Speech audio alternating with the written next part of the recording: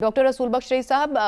مخلوط حکومت کی ہم بات کر رہے تھے۔ بلاول بھٹو جو ہیں وہ خود کو میکسیمم نون لیگ سے دور کرنے کی کوشش کر رہے ہیں، کتنا ووٹ بینک پہ اثر پڑ سکتا ہے ان کی اسٹریٹجی کا؟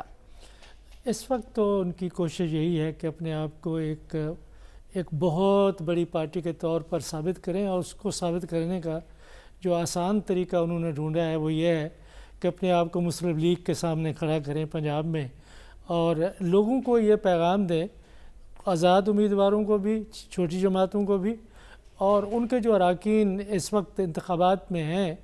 کہ ہم حکومت بنا سکتے ہیں، ہم حکومت بنائیں گے، اور ہمیں نہ تحریک انصاف کی ضرورت ہے، نہ مسلم لیگ نون کی حکومت کے ساتھ جانے کی ضرورت ہے۔ یہ میرے خیال میں کہ اس وقت کا جو انتخابی ماحول ہے اس کے تناظر میں اس کا تجزیہ کیا جائے۔ میں اس میں کوئی بڑی حقیقت نہیں سمجھتا۔ حقائق سامنے آئیں گے 8 فروری کو شام کو آئیں گے، اور 9 کو سارا پتہ چل جائے گا۔ جس پارٹی نے مرکز میں حکومت بنانے کے لیے کچھ 150 کے قریب، 140-50 کے قریب اگر سیٹیں لے لیں تو میرا خیال یہ ہے کہ پھر سب ہوا کا رخ اس طرف کو ہوگا، اور پھر اس پارٹی کے اوپر ہے، اور پھر اور بھی کچھ ویریبلز ہیں جن کے بارے میں بات کرنا ضروری نہیں کہ وہ کیا چاہتے ہیں، کس قسم کی حکومت بنانا چاہتے ہیں۔ نظر تو یہ رہا ہے کہ جو 16 جماعتی اتحاد تھا اس کو کسی صورت میں دوبارہ واپس لایا جائے، اور تاثر یہ دیا جائے کہ اس وقت پاکستان کو جو درپیش چیلنجز ہیں وہ اتنا گھمیر ہے، اتنا خوفناک صورتحال کا سامنا ہے پاکستان کو اندرونی اور بیرونی طور پر، کہ ہمیں ایک قومی حکومت بنانی چاہیے۔ اور قومی حکومت تو ظاہر ہے اس کے خدوخال ذرا مختلف ہوتے ہیں،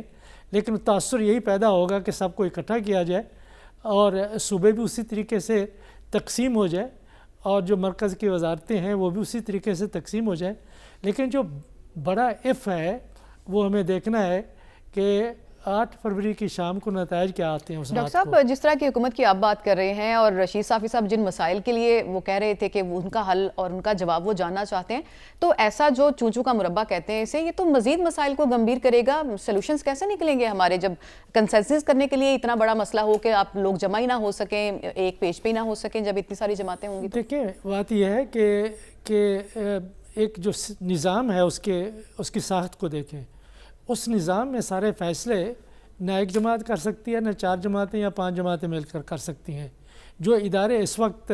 سرمایہ کاری کے حوالے سے بنائے گئے ہیں، سلامتی کے حوالے سے بنائے گئے ہیں، سی پیک کے حوالے سے بنائے گئے ہیں، تو اہداف ہمارے ملک کے سامنے جو بھی حکومت ہے وہ بالکل واضح ہے کہ ہم نے معیشت کو کس طریقے سے بحال کرنا ہے، ہم نے پاکستان کے امیج اور ساکھ کو کیسے بحال کرنی ہے، اندرونی طور پہ استحکام کیسے پیدا کرنا ہے۔ یہ ایسی چیزیں ہیں جن کے اوپر کمپرومائز نہیں کر سکتے۔ اگر معاشی مسائل 6 مہینے، 7 مہینے، 8 مہینے، 1 سال میں حل نہ ہوئے، یا ان کی طرف کوئی اچھا قدم نہ اٹھایا گیا، تو ہوگا یہ کہ پھر عدم استحکام ملک کے اندر پیدا ہوگا۔ یہ جو لوگ حکومت بنائیں گے اور جو ان کی سرپرستی کریں گے، یہ ان کے اپنے مفاد میں ہے کہ پاکستان آگے کی طرف جائے۔ تو میں نہیں سمجھتا کہ اتنا مایوس کن صورتحال ہوگی، حالات معمول پر آئیں گے، لیکن سب سے بڑی بات یہ ہے کہ کیا ایسی حکومت ہم بنا سکتے ہیں کہ جس سے استحکام ملک کے اندر پیدا ہو۔ اور بہتر صورت تو یہ ہوگی کہ ایک حکومت واضح طور پر پنجاب میں حکومت بنائے اور وفاق میں حکومت بنائے۔ اگر ایسا مسلم لیگ نون کرنے کی حیثیت میں ہے، اگر مسلم لیگ ایسا کر سکتی ہے، تو ملک میں عدم استحکام کی کیفیت بھی ختم ہوگی، اور معاشی طور پر بھی میں سمجھتا ہوں جو فیصلے ہوں گے ان پر سب مل کے۔ تو آپ کا نقطہ یہ ہے کہ مرکزی حیثیت جو ہے وہ کسی ایک جماعت کو ہی حاصل ہونی چاہیے۔ ڈاکٹر رسول بخش رئیس صاحب، ایک تو یہ کہ اس جلد بازی کی اور فوری فیصلے کرنا اور پھر کوئی ہوم ورک نہیں اس کے پیچھے نظر آتا، اس کی کیا وجوہات ہے، کیا اس سے میسج ملتا ہے؟ دوسرا، اکبر ایس بابر صاحب نے آج یہ کہا ہے کہ وہ تحریک انصاف کو بچانے کے لیے بانی جو پی ٹی آئی ہیں ان کے ساتھ چل سکتے ہیں۔ اس آفر سے کیا مطلب لیا جائے، کیا کہیں ہم اسے؟ اس سے میرے خیال میں یہی مطلب لیا جائے کہ میں تحریک انصاف کو ختم کرنے کی اپنی کاوشیں جاری رکھوں گا، اور میرے اس جذبے میں کبھی کمی نہیں آئے گی۔ تو ان کا نام تو اس وجہ سے تو کبھی مشہور نہیں ہوا کہ وہ تحریک انصاف کے بانیوں میں سے تھے، ہم تو جانتے ہی نہیں تھے۔ ان کی مشہوری صرف اس بات پہ ہے کہ وہ مقدمات کو جہاں لے جانا چاہتے تھے وہاں پہ لے گئے، اور جو تحریک انصاف کو ختم کرنا چاہتے تھے ان کے لیے انہوں نے مواد مہیا کیا عوام میں بھی، تو ان کی وہ حیثیت تبدیل نہیں ہوگی، وہ جو بھی چاہیں۔ اس وقت دیکھیں تحریک انصاف کوئی نارمل سچویشن میں الیکشن نہیں لڑ رہی، اور جماعت کے طور پر تو لڑ ہی نہیں رہی۔ جو فیصلے آئے ہیں ان فیصلوں کے بارے میں بہت تنقید ہو رہی ہے۔ وہ فیصلے بھی میں سمجھتا ہوں کہ جو معمول کے فیصلے عدالتوں سے آتے ہیں، ذرا تیزی میں اور جلد بازی میں، میرا خیال ہے کہ وہ جو عدالتوں سے ماضی میں فیصلے سیاستدانوں کے بارے میں آتے رہے ہیں، جہاں لوگوں کے خلاف 20-30 سال تک مقدمات چلتے رہے اور کہیں پہ وہ کنکلوڈ نہیں ہوئے، تو یہاں ایک لگتا ہے کہ سارا عدالتی نظام بہت جلدی میں تھا کہ کوئی فیصلہ کر ہی دیں۔ اب اگر لوگ مختلف زاویے سے دیکھتے ہیں عدالت کے فیصلوں کو، تو پھر مظلومیت کا ایک احساس پیدا ہوتا ہے کہ کوئی مظلوم ہے، اور اس وقت تحریک انصاف کی پارٹی کے لوگ اور ان کے امیدوار اور ان کے رہنما اور ان کے میڈیا کے جو لوگ ہیں وہ ایک مظلومیت کی ڈاکٹر صاحب اس مظلومیت کا فائدہ مل سکتا ہے ووٹوں کی صورت میں؟ اس ڈیپینڈ کرتا ہے کہ لوگ شاید بڑی تعداد میں ووٹ دیں، لوگ شاید تعداد میں نہ نکلیں، ہو سکتا ہے کہ اس دن کوئی ایسی فضا پیدا ہو جائے کہ خوف کے مارے وہ گھروں سے باہر نکل ہی نہ سکیں۔ ایک بات جو ہم بار بار کہہ رہے ہیں کہ اگر نوجوان جو تقریباً 5 کروڑ 66 یا 68 لاکھ کے قریب، یہ 44% بنتا ہے ووٹرز کا، یہ نوجوان لوگ ہیں، تو یہ لوگ اگر نکلتے 44% میں سے اگر صرف 60% بھی نکلتے ہیں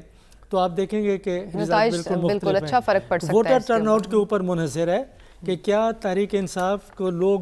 جو اس کے ساتھ کھڑے ہیں، جو چاہتے ہیں کہ ان کے آزاد امیدوار جیتیں، کیا یہ سپورٹ ووٹ میں بھی ٹرانسلیٹ ہوتی ہے کہ نہیں، اس کے لیے ہمیں 8 فروری کا انتظار کرنا پڑے گا۔ ڈاکٹر رسول بخش رئی صاحب، آپ کیا تعلق دیکھتے ہیں جو ایک دم سے لہر بڑھی ہے اس کی انتخابات کے ساتھ؟ میرا خیال یہ ہے کہ اس وقت جو دہشت گرد تنظیمیں ہیں ملک کے اندر اور جو باہر بیٹھی ہوئی ہیں کچھ ہمارے ہمسایہ ممالک میں، وہ ان کا خیال یہ ہے کہ وہ پاکستان کے الیکٹورل پروسیس کو وہ سبوتاج کرنے کی صلاحیت رکھتے ہیں، اور اس وقت سوسائٹی بڑی ولنریبل ہوتی ہے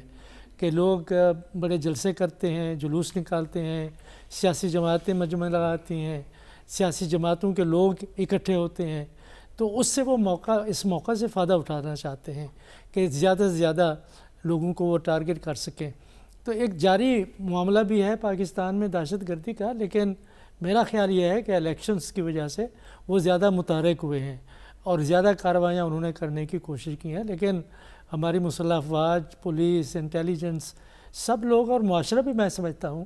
کہ ان کو مکمل طور پر ریجیکٹ کر چکا ہے، اور ان کے خلاف جو کارروائیاں ہونی چاہیے وہ مناسب طریقے سے ہو رہی ہیں، اور وہ تو جاری رہے گا۔ لیکن اگر ہمارے دشمن ممالک یا وہ لوگ تنظیمیں جو ہماری ریاست، ہمارے معاشرے کے خلاف دہشت گردی میں ملوث ہیں، اگر ان کا خیال ہے کہ پاکستان کی ریاست اور حکومت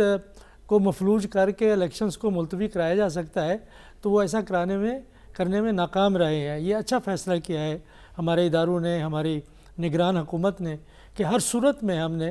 کوشش کرنی ہے کہ سلامتی کی صورتحال بہتر ہو، دہشت گردوں کا مقابلہ بھی جاری رہنا چاہیے، اور ساتھ ساتھ جو ہمارا سیاسی عمل ہے